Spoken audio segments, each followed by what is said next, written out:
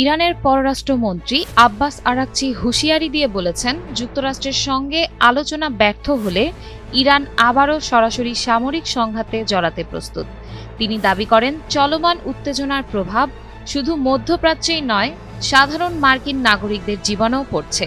বিশেষ করে জ্বালানির দাম ও মূল্যস্ফীতি বেড়ে যাওয়ায় যুক্তরাষ্ট্রের অর্থনীতিতে চাপ তৈরি হয়েছে বলে মন্তব্য করেন তিনি।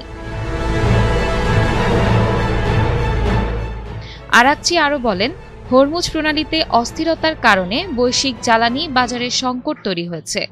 বিশ্বের প্রায় 20% তেল ও গ্যাস এই পথ দিয়ে পরিবাহিত হয়। সামাজিক যোগাযোগ মাধ্যম এক্সে দেয়া এক পোস্টে তিনি বলেন, ইরানের বিরুদ্ধে পছন্দের যুদ্ধের খরচ এখন সাধারণ আমেরিকানদের বহন করতে হচ্ছে। ইরানের পার্লামেন্ট স্পিকার বাঘের গালিবাফও যুক্তরাষ্ট্রকে কটাক্ষ করে বলেন, মার্কিন জনগণ বিপুল ঋণের বোঝা নিয়ে যুদ্ধের খরচ দিচ্ছে। তিনি দাবি করেন, যুক্তরাষ্ট্রকে উচ্চ সুদে বন্ড বিক্রি করতে হচ্ছে, যা অর্থনৈতিক চাপের ইঙ্গিত বহন করে। বিশ্লেষকদের মতে, হরমুজ প্রণালী নিয়ে অনিশ্চয়তা বাড়ায় আন্তর্জাতিক বাজারে তেলের দাম বেড়েছে।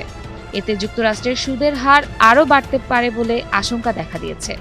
এদিকে ইরান বলছে, হরমুজ প্রণালীর উপর তাদের সার্বভৌম অধিকার স্বীকার না করলে কোনো চুক্তি সম্ভব নয়। তবে উপসাগরীয় কয়েকটি দেশ এই দাবি প্রত্যাখ্যান করেছে। ইরানের জাতীয় নিরাপত্তা কমিশনের প্রধান ইব্রাহিম আজিজি জানান, হরমুজের জাহাজ চলাচল নিয়ন্ত্রণে নতুন ব্যবস্থা প্রস্তুত করেছে তেহরান। অন্যদিকে যুদ্ধ ও নিষেধাজ্ঞার প্রভাব ইরানের সাধারণ মানুষের জীবনেও পড়েছে। দেশটিতে খাদ্য মূল্যস্ফীতি 115% পৌঁছেছে এবং নিত্য প্রয়োজনীয় পণ্যের দাম কয়েক গুণ বেড়েছে।